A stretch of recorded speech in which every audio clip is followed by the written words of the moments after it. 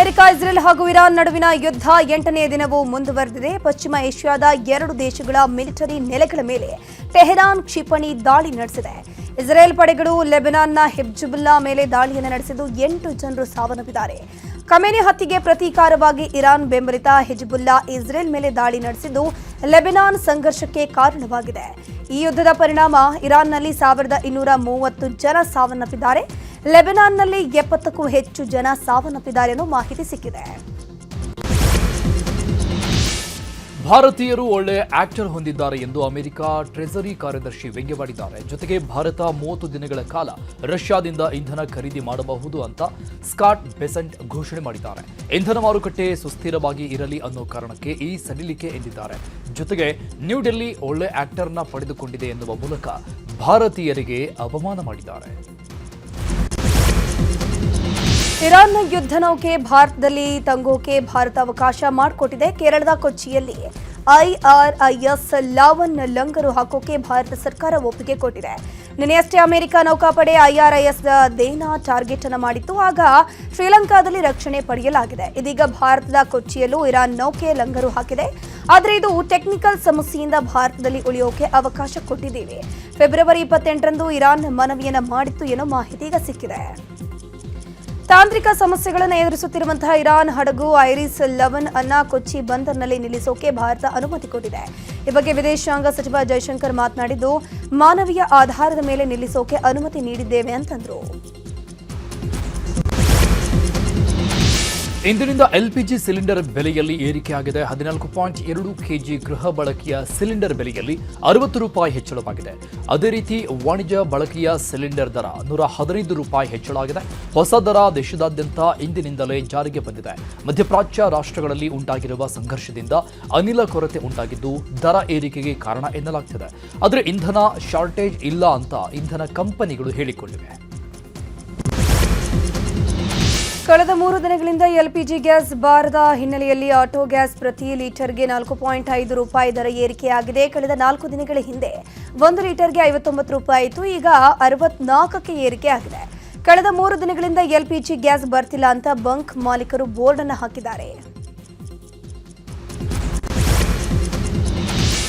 ಜಾಗತಿಕ ಯುದ್ಧದ ಪರಿಣಾಮ ಅಗತ್ಯ ವಸ್ತುಗಳ ಬೆಲೆಯಲ್ಲಿ ಏರಿಕೆಯಾಗ್ತಾ ಇದೆ. ಕಳೆದ ಹಲವು ದಿನಗಳಿಂದ ಅಡುಗೆ ಎಣ್ಣೆ ದರ ಲೀಟರ್ಗೆ 5 ರೂಪಾಯಿ ಏರಿಕೆಯಾಗಿದೆ. ಬೇಡಿಕೆಗೆ ಅನುಗುಣವಾಗಿ ಅಡುಗೆ ಎಣ್ಣೆ ಸರಬರಾಜು ಆಗದ ಹಿನ್ನೆಲೆಯಲ್ಲಿ ವರ್ತಕರಿಗೆ ಸಮಸ್ಯೆ ಆಗಿದೆ. ಗ್ರಾಹಕರ ಬೇಡಿಕೆಗೆ ಅನುಗುಣವಾಗಿ ಅಡುಗೆ ಎಣ್ಣೆ ಸರಬರಾಜು ಆಗದೆ ಬಿಕ್ಕಟ್ಟು ಸೃಷ್ಟಿಯಾಗಿದೆ. ಕಳೆದ 3 ದಿನಗಳಿಂದ ಅಡುಗೆ ಎಣ್ಣೆ ಅಂಗಡಿಗಳಿಗೆ ಸರಬರಾಜು ಆಗ್ತಿಲ್ಲ ಎನ್ನುತ್ತಿದ್ದಾರೆ ವರ್ತಕರು. ಇನ್ನು ಮಾರ್ಕೆಟ್ನಲ್ಲಿ ಅಡುಗೆ ಎಣ್ಣೆ ಸ್ಟಾಕ್ ಇಲ್ಲದ ಹಿನ್ನೆಲೆಯಲ್ಲಿ ಸಹಜವಾಗಿ ದರ ಏರಿಕೆಯಾಗಿದೆ. ಮಲೇಷ್ಯಾ, ಮಧ್ಯಪ್ರಾಚ್ಯ ದೇಶದಿಂದ ಸರಬರಾಜು ಆಗದ ಹಿನ್ನೆಲೆಯಲ್ಲಿ ಪಾಮ್ ರಿಫೈನ್ಡ್ ದೀಪದ ಎಣ್ಣೆ ದರ ಹೆಚ್ಚಳವಾಗಿದೆ ಅಂತ ನ್ಯೂಸ್ 18ಗೆ ಆಯಿಲ್ ವರ್ತಕರ ಸಂಘದ ಅಧ್ಯಕ್ಷ ಸತ್ಯನಾರಾಯಣ ಹೇಳಿದ್ದಾರೆ. ಈಗ ಇದು ಕರೆನ್ಸಿ ಮೇಲೆ ಡಿಪೆಂಡ್ ಸರ್. ಪರ್ಚೇಸ್ ಮಾಡೋದೆಲ್ಲ ಅವರು ಡಾಲರ್ಸ್ ಮೇಲೆ ಇದು ಮಾಡ್ತಾರೆ. ಯುದ್ಧ ಸ್ಟಾರ್ಟ್ ಆದಮೇಲೆ ಡಾಲರ್ ಸುಮಾರು 1.5 2 ರೂಪಾಯಿ ಜಾಸ್ತಿ ಆಗಿದೆ. ಆದರೆ ಆಟೋಮೆಟಿಕ್ ಆಗಿ ಅದ್ರ ಮೇಲೆ ಇದಾಗುತ್ತೆ. ಪ್ಲಸ್ ಸನ್ಫ್ಲವರ್ ಆಯಿಲೆಲ್ಲ ನಮ್ಮ ಇರಾನ್ ಇದರಿಂದನೇ ಬರಬೇಕು. ಪಾಮ್ ಆಯಿಲ್ ಆದರೆ ಮಲೇಷಿಯಿಂದ ಡೈರೆಕ್ಟಾಗಿ ಬರುತ್ತೆ. ಹರ್ಮಜ್ ಜಲಸಂಧಿಯಿಂದ ಬರಬೇಕು. ಅಲ್ಲೇನೋ ಶಿಪ್ ಎಲ್ಲ ಇದಾದರೆ ಕಷ್ಟ ಆಗುತ್ತೆ. ಇಂಡೋನೇಷ್ಯಾ ಇದೆ ನಮಗೆ ಪರ್ಚೇಸ್ ಬರೋದು, ಅರ್ಜೆಂಟೈನಾ ಇದೆ, ಅಮೇರಿಕಾಯಿಂದ ಎಲ್ಲ ಬರುತ್ತೆ. ಮೊಟ್ಟೆಯ ಉದ್ಯಮದ ಮೇಲೂ ಕೂಡ ಯುದ್ಧದ ಕಾರ್ಮೋಡ ಕವಿದಿದೆ. ನಿರೀಕ್ಷಿತ ಪ್ರಮಾಣದಲ್ಲಿ ವಿದೇಶಗಳಿಗೆ ಮೊಟ್ಟೆಗಳು ರಫ್ತಾಗ್ತಾ ಇಲ್ಲ. ಈಗಾಗಲೇ ಬೇಸಿಗೆ ಆರಂಭವಾದ ಹಿನ್ನೆಲೆ ಮೊಟ್ಟೆ ಉದ್ಯಮ ಕುಸಿದಿತ್ತು. ಇದರ ಬೆನ್ನಲ್ಲೇ ಸೌದಿ, ಗಲ್ಫ್ ರಾಷ್ಟ್ರಗಳಿಗೆ ಮೊಟ್ಟೆಗಳು ರಫ್ತು ಆಗದ ಹಿನ್ನೆಲೆಯಲ್ಲಿ ಬಿಕ್ಕಟ್ಟು ಸೃಷ್ಟಿಯಾಗಿದೆ. ಹೀಗಾಗಿ ಮೊಟ್ಟೆಯ ದರ ಕುಸಿತಾ ಇದೆ. 8 ದಿನಗಳಿಂದ ನಡೀತಾ ಇರುವ ಅಮೆರಿಕ, ಇಸ್ರೇಲ್, ಇರಾನ್ ಸಂಘರ್ಷ ಭಾರತದ ಕರಾವಳಿ ಉದ್ಯಮದ ಮೇಲೆ ಪರಿಣಾಮ ಬೀರಿದೆ. ಈ ಯುದ್ಧದಿಂದ ಕರಾವಳಿಯ ಉದ್ಯಮಿಗಳು ಸಂಕಷ್ಟಕ್ಕೆ ಸಿಲುಕಿದ್ದಾರೆ. ಸರಕು ಸಾಗಣೆ ಹಡಗುಗಳು ಕೊಲ್ಲಿ ರಾಷ್ಟ್ರಗಳ ಬಂದರುಗಳಲ್ಲಿ ಸಿಲುಕಿಕೊಂಡಿವೆ. ಭಾರತಕ್ಕೆ ಬರಲಾಗದೆ ದುಬೈನ ಜಬೆಲ್ ಅಲಿ ಬಂದರು ಸೇರಿದಂತೆ ಇನ್ನಿತರ ಬಂದರುಗಳಲ್ಲಿ ಹಡಗುಗಳು ಲಂಗರು ಹಾಕಿದ್ದಾವೆ. ಮತ್ತೊಂದೆಡೆ ನವ ಮಂಗಳೂರು ಬಂದರಿನಿಂದ ಮಧ್ಯಪ್ರಾಚ್ಯ ದೇಶಗಳಿಗೆ ಹೋಗಬೇಕಾಗಿದ್ದ ಹಡಗುಗಳು ನವ ಮಂಗಳೂರು ಬಂದರಲ್ಲಿ ನಿಂತುಕೊಂಡಿದ್ದಾವೆ. ಕಾಫಿ, ಗೋಡಂಬಿ, ಮೀನಿನ ಉತ್ಪನ್ನಗಳು ಹೊತ್ತು ಹಡಗುಗಳು ತೆರಳಬೇಕಾಗಿತ್ತು. ಆದರೆ ಯುದ್ಧದ ಪರಿಣಾಮ 54 ಕಂಟೈನರ್ ಹಡಗುಗಳು ಮಂಗಳೂರು ಬಂದರಲ್ಲಿ ನಿಂತುಕೊಂಡಿದ್ದಾವೆ. ಪಠ್ಯ ಪುಸ್ತಕಗಳ ಬೆಲೆಯಲ್ಲಿ ಶೇಕಡಾ 50ರಷ್ಟು ಏರಿಕೆ ಆಗಲಿದ್ದು ಪೋಷಕರಿಗೆ ದರ ಏರಿಕೆ ಹೊರೆ ಬೀಳಲಿದೆ. ಕರ್ನಾಟಕ ಪಠ್ಯಪುಸ್ತಕ ಸಂಘದಿಂದ ಬೆಲೆ ಏರಿಕೆಯ ನಿರ್ಧಾರವನ್ನ ಮಾಡಿದ್ದಾರೆ. 2026-27ನೇ ಶೈಕ್ಷಣಿಕ ವರ್ಷದಿಂದ ಶಾಲಾ ಪಠ್ಯಪುಸ್ತಕಗಳ ಬೆಲೆ ಹೆಚ್ಚಳ ಆಗಲಿದೆ. ಕರ್ನಾಟಕ ಪಠ್ಯಪುಸ್ತಕ ಸಂಘದ ಬೆಲೆ ಏರಿಕೆ ಬಗ್ಗೆ ಖಾಸಗಿ ಶಾಲೆಗಳ ಒಕ್ಕೂಟ ಆಕ್ರೋಶ ವ್ಯಕ್ತಪಡಿಸಿದ್ದು, ಶಿಕ್ಷಣ ಇಲಾಖೆಗೆ ಈ ಬಗ್ಗೆ ದೂರು ಸಲ್ಲಿಕೆ ಮಾಡಿದ್ದಾರೆ. ಒಕ್ಕೂಟದ ಅಧ್ಯಕ್ಷ ಹಾಲನೂರು ಲೇಪಾಕ್ಷಿ, ಸರ್ಕಾರ ಮೊದಲೇ ಹೊಸ ಬೆಲೆಯ ಪಟ್ಟಿಯನ್ನ ಪ್ರಕಟಿಸಬೇಕಿತ್ತು. ಪ್ರಸ್ತುತ ಸನ್ನಿವೇಶದಲ್ಲಿ ವಿದ್ಯಾರ್ಥಿಗಳಿಂದ ಹೆಚ್ಚುವರಿ ಹಣ ವಸೂಲಿ ಮಾಡುವ ಸ್ಥಿತಿಯಲ್ಲಿ ಶಾಲೆಗಳು ಇಲ್ಲ ಅಂತ ತಿಳಿಸಿದ್ದಾರೆ. ರಾಜ್ಯದ ಹಲವೆಡೆ ರಂಗಪಂಚಮಿ ಸಂಭ್ರಮ ಸಡಗರ ಮನೆ ಮಾಡಿದೆ. ಹುಬ್ಬಳ್ಳಿಯ ವಿವಿಧೆಡೆ ಕಾಮಣ್ಣನ ಮೂರ್ತಿ ಪ್ರತಿಷ್ಠಾಪನೆ ಮಾಡಿ ಬಣ್ಣ ಹಚ್ಚಿಕೊಂಡು ಜನರು ಕುಣಿದು ಕುಪ್ಪಳಿಸಿದ್ದಾರೆ. ಅನೇಕ ಕಡೆ ಡಿಜೆ ಹಚ್ಚಿ ಡ್ಯಾನ್ಸ್ ಮಾಡಿ ಬಣ್ಣದ ಕುಣಿಯಲ್ಲಿ ಮುಂದೆದ್ದಿದ್ದಾರೆ.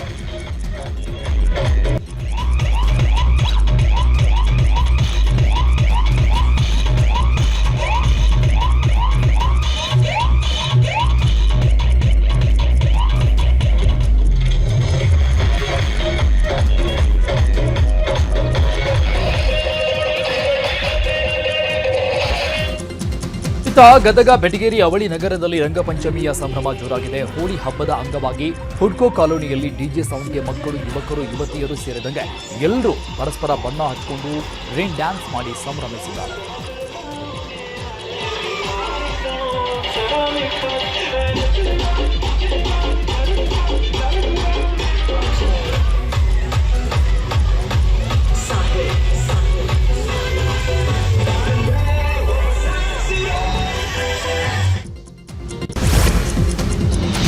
ದಾಖಲೆಯ 17ನೇ ಬಾರಿ ಬಜೆಟ್ ಮಂಡಿಸಿ ತವರಿಗೆ ಆಗಮಿಸಿದ ಸಿಎಂಗೆ ಅದ್ದೂರಿ ಸ್ವಾಗತ ಸಿಕ್ಕಿದೆ. ವರುಣಾ ವ್ಯಾಪ್ತಿಯಲ್ಲಿ ಪಿಲ್ಲಹಳ್ಳಿ ಗ್ರಾಮಕ್ಕೆ ಹೆಲಿಕಾಪ್ಟರ್ನಲ್ಲಿ ಆಗಮಿಸಿದರು. ಸಿದ್ದರಾಮಯ್ಯ ಅವರನ್ನು ನೋಡೋಕೆ ಸಾಗರೋಪಾದಿಯಲ್ಲಿ ಬಂದಂತಹ ಬೆಂಬಲಿಗರು ಜೈಕಾರ ಹಾಕಿ ಸ್ವಾಗತಿಸಿದರು.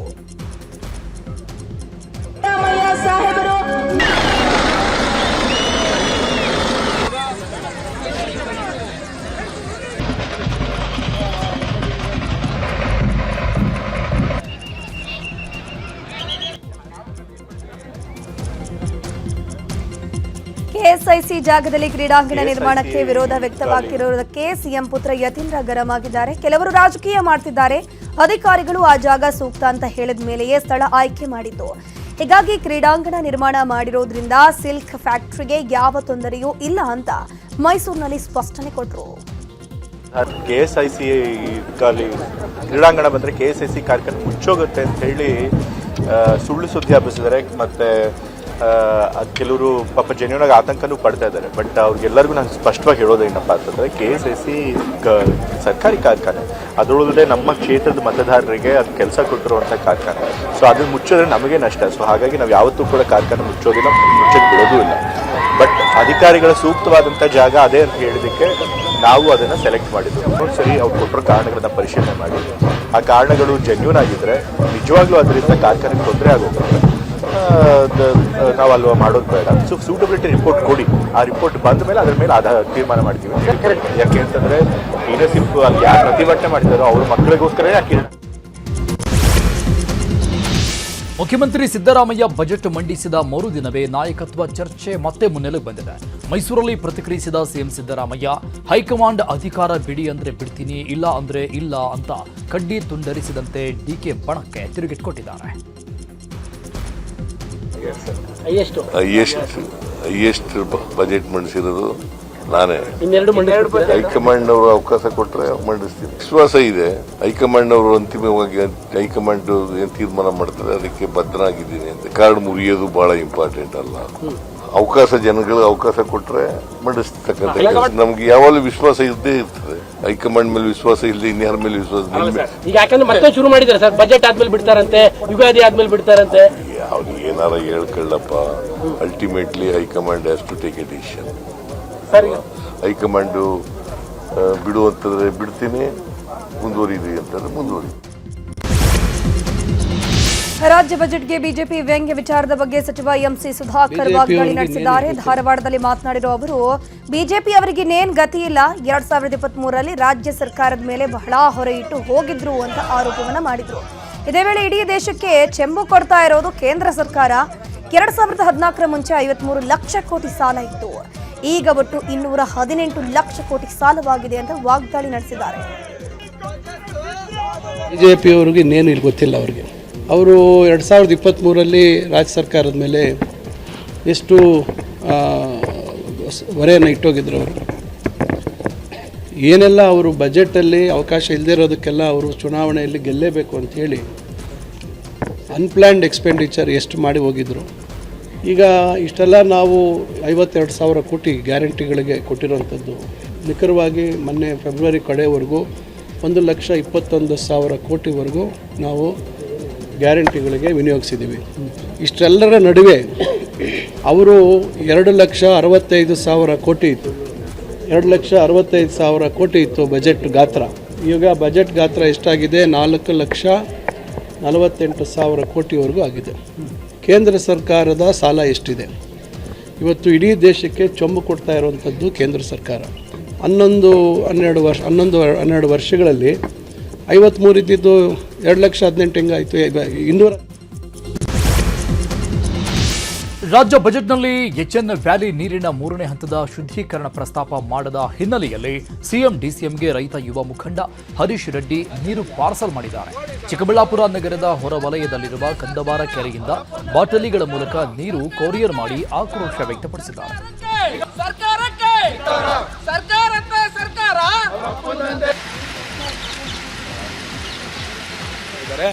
ಆವತ್ತಿನ ದಿನವೇ ವಿಷಯ ತಿಳಿಸಿದ್ವಿ. ಸರ್, 3ನೇ ಹಂತದ ಶುದ್ಧೀಕರಣ ನೀವು ಏನು ನಾಳಿದ್ದು ಬಜೆಟ್ ಇದೆ, ಆ ಬಜೆಟಲ್ಲಿ ತಾವು ಇದಕ್ಕೆ ಪ್ರತ್ಯೇಕವಾಗಿ ಹಣ ಇಡಿ. ಚಿಕ್ಕಬಳ್ಳಾಪುರ ಜನತೆ, ಜಿಲ್ಲೆಯ ಜನತೆ, ಕೋಲಾರ ಜಿಲ್ಲೆಯ ಜನತೆ ಮುಂಬರುವ ದಿನಗಳಲ್ಲಿ ಕ್ಯಾನ್ಸರ್ ಕಾಯಿಲೆಗೆ ಹೆಚ್ಚಿನ ಜನ ತುತ್ತಾಗ್ತಾ ಇದ್ದಾರೆ. ಅದರಲ್ಲೂ ವಿಶೇಷವಾಗಿ ಯುವಕರು ತುತ್ತಾಗ್ತಾ ಇದ್ದಾರೆ, ಮಹಿಳೆಯರು ತುತ್ತಾಗ್ತಾ ಇದ್ದಾರೆ. ಮತ್ತು ಇಲ್ಲಿನ ಜನ ನಾನಾ ರೀತಿ ಕಷ್ಟಗಳು, ಕಿಡ್ನಿ ವೈಫಲ್ಯಗಳು, ಅಂಗವೈಫಲ್ಯಗಳಿಂದ ಬಳಲ್ತಾ ಇದ್ದಾರೆ. ದಯವಿಟ್ಟು ಇದರ ಬಗ್ಗೆ ಗಮನ ಹರಿಸಿ ವಿಶೇಷವಾಗಿ ಪ್ರತ್ಯೇಕವಾಗಿ ಈ ಜಿಲ್ಲೆಗೆ ಹಣವನ್ನು ಕೊಡಿ ಅಂತ ಮನವಿಯನ್ನು ಕೂಡ ಮಾಡಿದ್ವಿ. ನಿನ್ನೆ ದಿನ ಬಜೆಟ್ ಬಂದಂಥ ಇದರಲ್ಲಿ ನಮಗೆ ಭಾಳ ನೋವಾಯಿತು. ಚಿಕ್ಕಬಳ್ಳಾಪುರ ಜಿಲ್ಲೆಗೆ ಮಲತಾಯಿ ಧೋರಣೆಯನ್ನು ಕೂಡ ಸರ್ಕಾರ ಮಾಡಿದೆ. ಸರ್ಕಾರಕ್ಕೆ ನೇರವಾಗಿ ಮುಖ್ಯಮಂತ್ರಿಗಳಿಗೆ, ಉಪಮುಖ್ಯಮಂತ್ರಿಗಳಿಗೆ, ಜಿಲ್ಲಾ ಉಸ್ತುವಾರಿ ಸಚಿವರಿಗೆ, ಇಲ್ಲಿನ ಜನಪ್ರತಿನಿಧಿ ಶಾಸಕ ಪ್ರದೀಪ್ ಈಶ್ವರ್ ಅವರಿಗೆ ನೇರವಾಗಿ ನಾನು ಎಚ್ಚರಿಕೆ ಕೊಡ್ತಾ ಇದ್ದೀನಿ. ನಿಮ್ಮ ಕೈಯಲ್ಲಿ ಯೋಗ್ಯತೆ ಇದ್ದು ಮಾಡೋಕ್ಕಾದರೆ 3ನೇ ಹಂತದ ಶುದ್ಧೀಕರಣ ಮಾಡಿ, ಇಲ್ಲ ಈ ರಚನೆ ನಿಲ್ಲಿಸಿ. ಅದು ಆಗಲಿಲ್ಲ, ರಾಜೀನಾಮೆಗಳು ಕೊಟ್ಟು ಮನೆಗಳಿಗೆ ಹೋಗಿ. ಆವತ್ತಿನ ದಿನವೇ ರಾಜ್ಯ ಬಜೆಟ್ ಅನುದಾನ ವಿಚಾರದ ಬಗ್ಗೆ ಸಚಿವ ಎಂಬಿ ಪಾಟೀಲ್ ಪ್ರತಿಕ್ರಿಯೆ ಕೊಟ್ಟಿದ್ದಾರೆ. ಬೆಂಗಳೂರಲ್ಲಿ ಮಾತನಾಡಿರೋ ಅವರು, ನಾನು ಏನು ಕೇಳಿದ್ದೆ ಕೊಟ್ಟಿದ್ದಾರೆ, ಕೈಗಾರಿಕೆ ಮೂಲ ಸೌಕರ್ಯಕ್ಕೆ ಕೊಟ್ಟಿದ್ದಾರೆ, ಬೆಳಗಾವಿ ಧಾರವಾಡಕ್ಕೆ ಕೇಳಿದ್ವಿ ಕೊಟ್ಟಿದ್ದಾರೆ ಅಂತಂದ್ರು. ನಾನೇನು ಕೇಳಿಕೊಂಡಿದ್ದೆ ಅದೆಲ್ಲವನ್ನು ಕೂಡ ಬಜೆಟ್ನಲ್ಲಿ, ಅದು ಇಂಡಸ್ಟ್ರೀಸ್ ಕೈಗಾರಿಕೆ ಇಲಾಖೆ ಇರ್ಬೋದು ಅಥವಾ IGD ಇಲಾಖೆ ಮೂಲ ಸೌಕರ್ಯ ಇರ್ಬೋದು, ಎಲ್ಲವೂ ಕೂಡ ಒಳಗೊಂಡಿದೆ. ಎಲ್ಲವೂ ಬಂದಿದೆ. ಈಗ ಬೆಲ್ಗಾಮ್ನಲ್ಲಿ 1,000 ಎಕರೆ ನಾವು ಇಂಡಸ್ಟ್ರಿಯಲ್ ಪಾರ್ಕ್ ಹಿಡಿದ್ರು. ಆಮೇಲೆ ಧಾರವಾಡ ನೋಡಿಗೆ ನಾವು ಕೇಳಿದ್ವಿ. ಮುಂಬೈ ಬ್ಯಾಂಗ್ಳೂರ್ ಎಕ್ಸ್ಪ್ರೆಸ್ ವೇ ಇದು ಪ್ರಮುಖವಾಗಿರುವಂಥದ್ದು, ಅಲ್ಲಿನೂ ಕೂಡ ಕೇಳಿದ್ವಿ. ಅದಕ್ಕೂ ಹಣ ಒದಗಿಸಿದ್ದಾರೆ. ಬೆಂಗಳೂರಿಗೆ ಒಂದು ಇದನ್ನ ಕೊಡುವಂಥದ್ದು 2 ಇದರಿಂದ, ಒಂದು ಮೈಸೂರು ಲ್ಯಾಬ್ಸು, ಒಂದು NGF ಮತ್ತು 3ನೇ ಭಾಗ ಅಲ್ಲಿ KTP ಬಂದಿದೆ. ಆ KTP 3 ಇದರಿಂದ 16 ವರ್ಷದೊಳಗಿನ ಮಕ್ಕಳಿಗೆ ಸಾಮಾಜಿಕ ಜಾಲತಾಣ ನಿಷೇಧದ ಬಗ್ಗೆ ಸಚಿವ ಎಂಬಿ ಪಾಟೀಲ್ ಮಾತನಾಡಿದರು. ಬೆಂಗಳೂರಲ್ಲಿ ಮಾತನಾಡಿದ ಅವರು, ಆಂಧ್ರದಲ್ಲಿ 13 ವರ್ಷದವರೆಗೆ ಜಾಲತಾಣ ಬ್ಯಾನ್ ಮಾಡಿದ್ದಾರೆ. ಇಲ್ಲವಾದರೆ ಮಕ್ಕಳ ಮೇಲೆ ಪರಿಣಾಮ ಬೀರುತ್ತೆ. ಶಿಕ್ಷಣಕ್ಕಾಗಿ ನಾವು ಬಳಕೆ ಮಾಡಬೇಕು, ಆದರೆ ಸೋಷಿಯಲ್ ಮೀಡಿಯಾದಲ್ಲಿ ಕೆಟ್ಟದ್ದು ಬರ್ತಾ ಇದೆ. ಚಿಕ್ಕ ಮಕ್ಕಳು ಮೊಬೈಲ್ ಯೂಸ್ ಮಾಡ್ತಾ ಇದ್ದಾರೆ, ಮಕ್ಕಳ ಮೇಲೆ ಪರಿಣಾಮ ಬೀರುತ್ತೆ ಅಂತ ಮನಃಶಾಸ್ತ್ರಜ್ಞರು ಕೂಡ ಹೇಳಿದ್ದಾರೆ ಅಂತ ತಿಳಿಸಿದರು. ಶಿಕ್ಷಣಕ್ಕಾಗಿ ನಾವು ಇಂಟರ್ನೆಟ್ ಯೂಸ್ ಮಾಡುವಂಥದ್ದು ಕರೆಕ್ಟ್. ಈಗೆಲ್ಲ ಐಪ್ಯಾಡು, ಲ್ಯಾಪ್ಟಾಡು ಎಲ್ಲನೂ ಕೂಡ ನಮ್ಮ ಲ್ಯಾಪ್ಟಾಪ್ ಎಲ್ಲನೂ ಕೂಡ ಮಾಡಬೇಕಾಗ್ತದೆ. ಆಮೇಲೆ ಸರ್ಚ್ ಇಂಜಿನ್ಸ್ನು ಕೂಡ ನಮಗೆ ಒಳ್ಳೆಯದಕ್ಕೆ ನಮಗೇನೋ ಮಾಹಿತಿಯನ್ನು ತೆಗೆದುಕೊಳ್ಳೋಕ್ಕೆ ಆಗ್ತದೆ. ಆರೀಗ ಕೆಲವೊಂದು ಕೆಟ್ಟದನ್ನು ಕೂಡ ಸೋಷಿಯಲ್ ಮೀಡಿಯಾದಲ್ಲಿ ಆಗ್ತಾ ಇದೆ. ಈ ಆರ್ಟಿಫಿಷಿಯಲ್ ಇಂಟೆಲಿಜೆನ್ಸ್ ಭಾಳ ಕೆಟ್ಟದ್ದು ಬರ್ತಾ ಇದೆ. ಏನು ನಮ್ಮ ಸೈಕೇಟ್ರಿಸ್ಟು ಕೂಡ ಭಾಳಷ್ಟು ಹೇಳ್ತಾ ಇದ್ದಾರೆ. ಮೊಬೈಲಿನ ಚಿಕ್ಕ ಮಕ್ಕಳು ಕೂಡ ಯೂಸ್ ಮಾಡ್ತಾರೆ, 2 ವರ್ಷದ ಮಕ್ಕಳು ಕೂಡ ಯೂಸ್ ಮಾಡ್ತಾರೆ ಸೈಕೇಟ್ರಿಸ್ಟು. ಏನು ಅವೆಲ್ಲನೂ ಕೂಡ ಇದ್ದಾವೆ. ಅದನ್ನು ಸಮಗ್ರವಾಗಿ ಅಧ್ಯಯನ ಮಾಡಿ ಎಲ್ಲ ಮಾಡಿ ಮಾಡಬೇಕಾಗ್ತದೆ. ಬೇರೆ ಸ್ಟೇಟ್ಸ್ ಏನೇನು ಬರ್ತಾರೆ, ನಾವು ಏನು ಮಾಡಬೇಕು.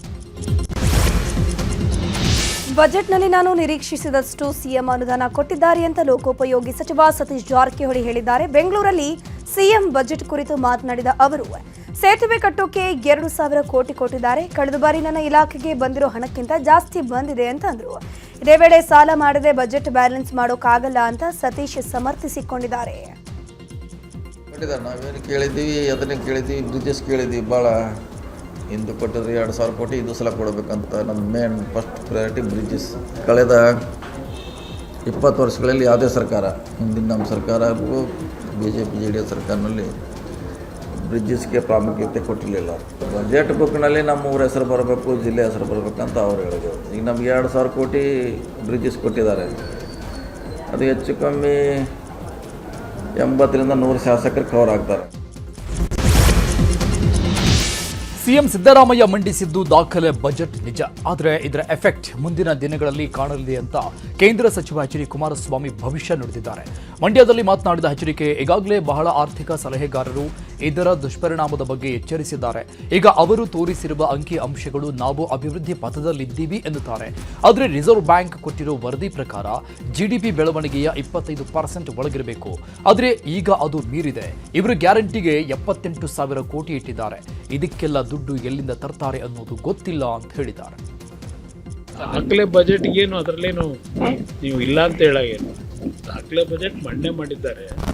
ಅದರ ಎಫೆಕ್ಟು ಈ ದಾಖಲೆ ಬಜೆಟ್ ಮುಂದಿನ ದಿನಗಳಲ್ಲಿ ಅದರ ಹೊಡೆತ ಜನಗಳ ಮೇಲೆ ಏನು ಬೀಳುತ್ತೆ ಅನ್ನೋದು ಈಗಾಗಲೇ ನಿನ್ನೆ ಹೇಳಿದ್ದೆ. ಯಾವ ಮಟ್ಟದ ಪರಿಣಾಮ ಬೀರುತ್ತೆ, ದುಷ್ಪರಿಣಾಮ ಕಾದು ನೋಡಿದ್ರೆ ಗೊತ್ತಾಗುತ್ತೆ. ದುಷ್ಪರಿಣಾಮ ಅಂದರೆ ಈಗಾಗಲೇ ಹಲವಾರು ಎಕನಾಮಿಕ್ ಅಡ್ವೈಸರ್ಸು ಹೇಳ್ತಾ ಇದ್ದಾರೆ. ಇದು ಮುಂದೆ ಅವರೇನು ಅಂಕಿಅಂಶ ತೋರಿಸಿದಾರಲ್ಲ, ನಮ್ಮ ಫಿಸಿಕಲ್ ರೆಸ್ಪಾನ್ಸಿಬಿಲಿಟಿ ಆ್ಯಕ್ಟ್ ಏನಿದೆ ಅದಕ್ಕೆ ನಾವು 3% ಒಳಗೆ ಇದ್ದೀವಿ ಅಂತ ಇವ್ರು ಹೇಳ್ತಾರೆ. ಕಳೆದ ವಾರ ಇದೇ ರಿಸರ್ವ್ ಬ್ಯಾಂಕ್ನಿಂದ ಕೊಟ್ಟಂಥ ವರದಿ ಪ್ರಕಾರ GDP ಗ್ರೋತ್ ಏನಿದೆ 25% ಒಳಗಿರಬೇಕಲ್ಲ, GDP ಗ್ರೋತ್ನ 25% ಒಳಗೆ, ಇವತ್ತು ಅದು ಮೀರಿದೆ. ಬಟ್ ಇವ್ರ ಅಂಕಿಅಂಶದಲ್ಲಿ ಮರೆಮಾಚಿರ್ತಕ್ಕಂಥದ್ದೇನಿದೆ, ಇದರ ಎಫೆಕ್ಟ್ಗಳು ಮುಂದಿನ ದಿನಗಳಲ್ಲಿ ಪ್ರಾರಂಭ ಆಗುತ್ತೆ. ಡಿಕೆಶಿ ಸಿಎಂ ಆಗುವುದಕ್ಕೆ ಕುಮಾರಸ್ವಾಮಿ ಅಡ್ಡಗಾಲು ಹಾಕ್ತಿದ್ದಾರೆ ಅಂತ ಶಾಸಕ ಕದಲೂರು ಉದಯ್ ಹೇಳಿಕೆಗೆ ಕೇಂದ್ರ ಸಚಿವ ಕುಮಾರಸ್ವಾಮಿ ತಿರುಗೇಟನ್ನು ಕೊಟ್ಟರು. ಮಂಡ್ಯದಲ್ಲಿ ಮಾತನಾಡಿರೋ ಅವರು, ಡಿಕೆಶಿ ಸಿಎಂ ಆಗೋದನ್ನ ನಾನು ಹೇಗೆ ತಡೆಯೋಕ್ಕಾಗುತ್ತೆ, ಉದಯ್ ಬಳಿ ಸಿಎಂ ಜೊತೆ ಮಾತನಾಡೋಕೆ ಹೇಳಿ ಅಂತಂದ್ರು. ಇನ್ನು HDK ಗ್ರಾಮೀಣ ಭಾಗದ ಜನರ ಕಷ್ಟವನ್ನ ಕೇಳ್ತಿಲ್ಲ ಅಂತ ಕದಲೂರು ಉದಯ್ ಹೇಳಿಕೆ ಬಗ್ಗೆಯೂ ಕುಮಾರಸ್ವಾಮಿ ರಿಯಾಕ್ಷನ್ ಕೊಟ್ಟಿದ್ದಾರೆ. ಹೌದು, ನಾನು ಬರೀ 5 ಸ್ಟಾರ್ನಲ್ಲೇ ಇದ್ದೀನಿ, ಶ್ರೀಲಂಕಾದಲ್ಲಿ ಹೋಗಿ ತಲೆಮರೆಸ್ಕೊಂಡಿದ್ದೀನಿ, ಜಾಮೀನು ಪಡೆಯೋವರೆಗೂ ಶ್ರೀಲಂಕಾದಲ್ಲಿ ಕುಳಿತಿದ್ದೀನಿ ಅಂತ ಉದಯ್ ಹೇಳಿಕೆಗೆ ಪರೋಕ್ಷವಾಗಿ ಟಾಂಗ್ ಕೊಟ್ಟರು. ಇವರಮ್ಮನೆ ನಾನು ಹೆಂಗೆ ತಡೆಯೋಕ್ಕಾಗುತ್ತಣ್ಣ? ಅವ್ರು ಸಿದ್ದರಾಮಯ್ಯವ್ರ ಜೊತೆ ಮಾತಾಡೋಕೆ ಹೇಳಿ, ನಾನು ಕೇಳಿದ್ರೆ ನಾನೇನು ಹೇಳಿ? ನಾನು ಸಿದ್ದರಾಮಯ್ಯವ್ರಿಗೆ ಕಳೆದ ಒಂದು ವಾರದಿಂದ ಏನು ಹೇಳಿದ್ದೀನಿ, ಬಿಟ್ಕೊಡಪ್ಪ ಅಂತ ದಿನ ಹೇಳ್ತಾ ಇಲ್ವಾ? ಯಾಕೆ ತಲೆ ಕೆಡಿಸ್ಕೊತೀರಿ? ಅವರ ಬಗ್ಗೆ ನನ್ನ ಚರ್ಚೆ ಅವಶ್ಯಕತೆ ಇಲ್ಲ. ಆ ವ್ಯಕ್ತಿಗೂ ನನಗೂ ಯಾಕೆ ಹೋಲಿಕೆ ಮಾಡ್ತೀರಿ? ಆ ವ್ಯಕ್ತಿ ಬಗ್ಗೆ ನಾನು ಉತ್ತರ ಕೊಡಲಿಕ್ಕೆ ಅವಶ್ಯಕತೆ ಇದೆ ಇಲ್ಲ. ನಾನು ಎಲ್ಲ 5 ಸ್ಟಾರಲ್ಲಿದ್ದೀನಿ. ಶ್ರೀಲಂಕಾದಲ್ಲಿ ಹೋಗಿ ಕೂತಿದ್ದೆ, ಶ್ರೀಲಂಕಾದಲ್ಲಿ ಹೋಗಿ ಜಾಮೀನು ಪಡೆಯುವವರೆಗೆ ಕೂತಿದ್ದೆ. ರಾಜ್ಯದಲ್ಲಿ ಒಳ ಮೀಸಲಾತಿ ಜಾರಿಗೆ ಆಗ್ರಹಿಸಿ ಬೃಹತ್ ಪ್ರತಿಭಟನೆಗಳು ನಡೀತಾನೇ ಇದೆ. ಶಿವಮೊಗ್ಗ ಜಿಲ್ಲೆ ಶಿಕಾರಿಪುರ ಪಟ್ಟಣದಲ್ಲಿ ಮಾದಿಗ ಸಮಾಜ ಬೃಹತ್ ಪ್ರತಿಭಟನೆ ನಡೆಸಿತು. ಅಂಬೇಡ್ಕರ್ ಪುತ್ಥಳಿಗೆ ಮಾಲಾರ್ಪಣೆ ಮಾಡಿ ಮೆರವಣಿಗೆ ನಡೆಸಿದ ಪ್ರತಿಭಟನಾಕಾರರು ಮಾನವ ಸರಪಳಿ ನಿರ್ಮಿಸಿ ಟೈರ್ಗೆ ಬೆಂಕಿ ಹಚ್ಚಿ ಆಕ್ರೋಶ ವ್ಯಕ್ತಪಡಿಸಿದ್ದಾರೆ. ಎಸ್ಸಿ ಪಟ್ಟಿಯಲ್ಲಿರುವ ಅರ್ಹ ಸಮುದಾಯಗಳಿಗೆ ಸಾಮಾಜಿಕ ನ್ಯಾಯ ಒದಗಿಸುವಂತೆ ಆಗ್ರಹಿಸಿದ್ದಾರೆ. ಕೊಪ್ಪಳದಲ್ಲಿ ಬೇಸಿಗೆ ಆರಂಭಕ್ಕೂ ಮುನ್ನವೇ ನೀರಿಗೆ ಹಾಹಾಕಾರ ಉಂಟಾಗಿದೆ. ಕೊಪ್ಪಳ ತಾಲೂಕಿನ ಬಿಸರಹಳ್ಳಿ ಗ್ರಾಮದಲ್ಲಿ ನೀರಿನ ಅಭಾವ ಉಂಟಾಗಿದ್ದು ಗ್ರಾಮಸ್ಥರು ಪರದಾಡುವಂತಾಗಿದೆ. ಕಳೆದ 2-3 ದಿನಗಳಿಂದ ಗ್ರಾಮದಲ್ಲಿ ಕುಡಿಯುವ ನೀರಿಗಾಗಿ ಪರದಾಟ ನಡೆಸುವಂತಾಗಿದೆ.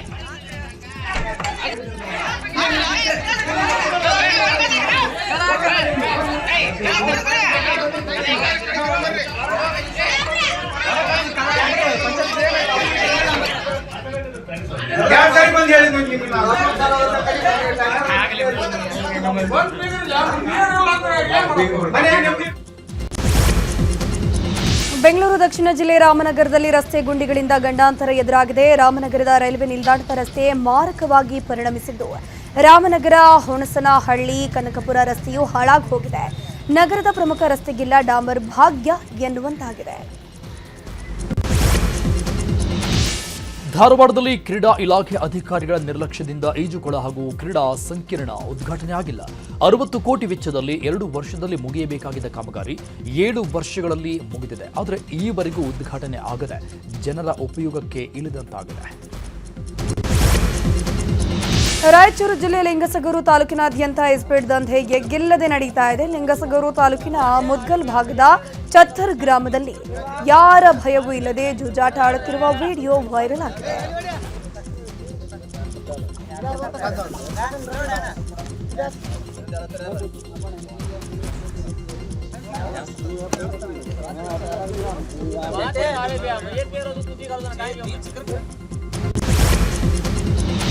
ಧಾರವಾಡದಲ್ಲಿ ಲೋಕಾಯುಕ್ತ ಅಧಿಕಾರಿಗಳು ಭರ್ಜರಿ ಕಾರ್ಯಾಚರಣೆ ಮಾಡಿದ್ದಾರೆ. ಲಂಚ ಸ್ವೀಕರಿಸ್ತಾ ಇದ್ದ ವೇಳೆ ಹುಬ್ಬಳ್ಳಿ ಧಾರವಾಡ ಮಹಾನಗರ ಪಾಲಿಕೆ ವಲಯ 1 ಕಚೇರಿಯ ಅಧಿಕಾರಿ ಹೇನಾ ಕೌಸರ್ ಅನ್ನೋರನ್ನ ಟ್ರ್ಯಾಪ್ ಮಾಡಿದ್ದಾರೆ.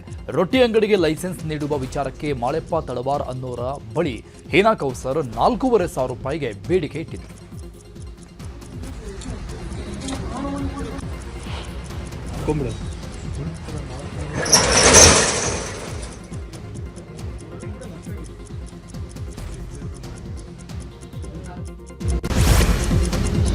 ಪತ್ರಕರ್ತ ರಾಮಚಂದ್ರ ಛತ್ರಪತಿ ಹತ್ಯೆ ಪ್ರಕರಣದಲ್ಲಿ ಡೇರಾ ಮುಖ್ಯಸ್ಥ ರಾಮ್ ರಹೀಂ ಸಿಂಗ್ಗೆ ಬಿಗ್ ರಿಲೀಫ್ ಸಿಕ್ಕಿದೆ. ಕೊಲೆ ಪ್ರಕರಣದಲ್ಲಿ ಗುರ್ಮೀತ್ ರಾಮ್ ರಹೀಂ ಸಿಂಗ್ ಅವರನ್ನ ಪಂಜಾಬ್ ಮತ್ತು ಹರಿಯಾಣ ಹೈಕೋರ್ಟ್ ಖುಲಾಸೆಗೊಳಿಸಿದೆ. ಪಿಡಬ್ಲ್ಯೂಡಿ ಎಂಜಿನಿಯರ್ ಆಗಿ ಸೇವೆ ಸಲ್ಲಿಸ್ತಾ ಇರುವ ಕಿರಣ್ ಕಮತೆ ಯುಪಿಎಸ್ಸಿ ರ್ಯಾಂಕಿಂಗ್ನಲ್ಲಿ ರಾಜ್ಯಕ್ಕೆ ಪ್ರಥಮ ಸ್ಥಾನ ಪಡೆದಿದ್ದಾರೆ. ನ್ಯೂಸ್ 18 ಜೊತೆ ಮಾತನಾಡಿದ ಕಿರಣ್ ಕಮತೆ 6ನೇ ಬಾರಿಗೆ ಯಶಸ್ಸು ಸಿಕ್ಕಿದ್ದು ಇದು ನನಗೆ ಕೊನೆಯ ಅವಕಾಶ ಆಗಿತ್ತು ಅಂತ ಹೇಳಿದ್ದಾರೆ. ಫಸ್ಟ್ ಆಫ್ ಆಲ್ ತುಂಬ ಖುಷಿ ಆಗ್ತಿದೆ sir. It's been my last attempt. So with work ಮಾಡ್ತಾ ಇದ್ದೆ, ಇದನ್ನು ಲಾಸ್ಟ್ 3 years ವಿತ್ ವರ್ಕ್ ಮಾಡ್ತಿದ್ದೆ. ಸೊ ಫೈನಲಿ ಈ ರ್ಯಾಂಕ್ ಬರುತ್ತೆ ಅಂತ ಎಕ್ಸ್ಪೆಕ್ಟ್ ಮಾಡಿರಲಿಲ್ಲ. 53 ರ್ಯಾಂಕ್ ಈಸ್ ಸಮಥಿಂಗ್ ದೇವ್ರು ನನಗೆ ಬೇಡ್ಕೊಂಡ್ತಿನ ಜಾಸ್ತಿ ಕೊಟ್ಟಿದ್ದಾನೆ sir. So over all very happy sir, very happy. First 3 attempts full time prepare ಮಾಡಿದೆ sir. So that was my foundation. ಅಲ್ಲಿ ನನಗೆ so all my foundation basic text ಆಗಲಿ ನೋಟ್ಸ್ ಆಗಲಿ ಅಲ್ಲಿ ಮಾಡಿಕೊಂಡೆ. ಫಸ್ಟ್ ಆಫ್ ಆಲ್ ತುಂಬ ಖುಷಿ ಆಗ್ತಿದೆ sir. It's been my last attempt. ಸಾರಿಗೆ ಇಲಾಖೆ ಹಾಗೂ ಬೆಂಗಳೂರು ಸಂಚಾರ ಪೊಲೀಸ್ ಸಹಯೋಗದೊಂದಿಗೆ ನಮ್ಮ ರಸ್ತೆ ನಮ್ಮ ಸುರಕ್ಷತೆ ಅಭಿಯಾನ ಹಮ್ಮಿಕೊಳ್ಳಲಾಗಿತ್ತು. ಸಾರ್ವಜನಿಕರಲ್ಲಿ ರಸ್ತೆ ಸುರಕ್ಷತೆಯ ಜಾಗೃತಿ ಮೂಡಿಸೋಕೆ ಸೇಫ್ ಯಥಾನ್ ಅಂತ ಕಂಠೀರವ ಕ್ರೀಡಾಂಗಣದಲ್ಲಿ 5K ಸೇಫ್ ಯಥಾನ್ಗೆ ಚಾಲನೆ ನೀಡಲಾಯಿತು. ನಡಿಗೆ, ಸೈಕ್ಲಿಂಗ್, ಓಟ ಮತ್ತು ಬೈಕ್ ಸವಾರಿಯನ್ನು ಆಯೋಜನೆ ಮಾಡಲಾಗಿತ್ತು. ಕಾರ್ಯಕ್ರಮದಲ್ಲಿ ಸಚಿವ ರಾಮಲಿಂಗಾರೆಡ್ಡಿ, ಸರ್ಕಾರದ ಮುಖ್ಯ ಕಾರ್ಯದರ್ಶಿ ಶಾಲಿನಿ ರಜನೀಶ್, ಮಾಜಿ ಕ್ರಿಕೆಟಿಗ ಸುನಿಲ್ ಜೋಶಿ, ನಗರ ಪೊಲೀಸ್ ಆಯುಕ್ತ ಸೀಮಂತ್ ಕುಮಾರ್ ಸಿಂಗ್ ಭಾಗಿಯಾಗಿದ್ದರು. ನಮ್ಮ ರಸ್ತೆ ಸುರಕ್ಷತೆ ಅವೇರ್ನೆಸ್ ಕ್ರಿಯೇಟ್ ಮಾಡೋದಕ್ಕೆ ಇದನ್ನು ಪ್ರತಿ ವರ್ಷ ಕೂಡ ಮಾಡ್ತೀವಿ. ಹೋದ ವರ್ಷ ಕೂಡ ಇಲ್ಲೇ ಮಾಡಿದ್ವಿ. ಈ ಬಾರಿ ಸುಮಾರು 13,000 ಜನ ರಿಜಿಸ್ಟ್ರೇಷನ್ ಮಾಡಿದರು. ಆಮೇಲೆ ಟೈಮ್ ಆಯಿತು ಅಂತ ಉಳಿದವರೆಲ್ಲ ಹಾಗೆ ಬಂದು ಜಾಯಿನ್ ಆದರು.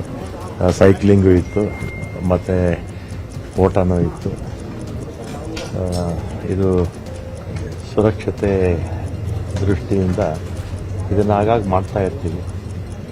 ಯಾಕಂದರೆ ಆಕ್ಸಿಡೆಂಟ್ಸ್ ಪ್ರಮಾಣ ನಮ್ಮ ದೇಶದಲ್ಲಿ ಎಷ್ಟೇ ನಮ್ಮ ಪೊಲೀಸ್ ಇಲಾಖೆಯವರು ಮತ್ತು ಟ್ರಾನ್ಸ್ಪೋರ್ಟ್ ಇಲಾಖೆಯವರು ಪ್ರಯತ್ನ ಮಾಡಿದ್ರು ಕಡಿಮೆ ಆಗ್ತಾ ಇಲ್ಲ.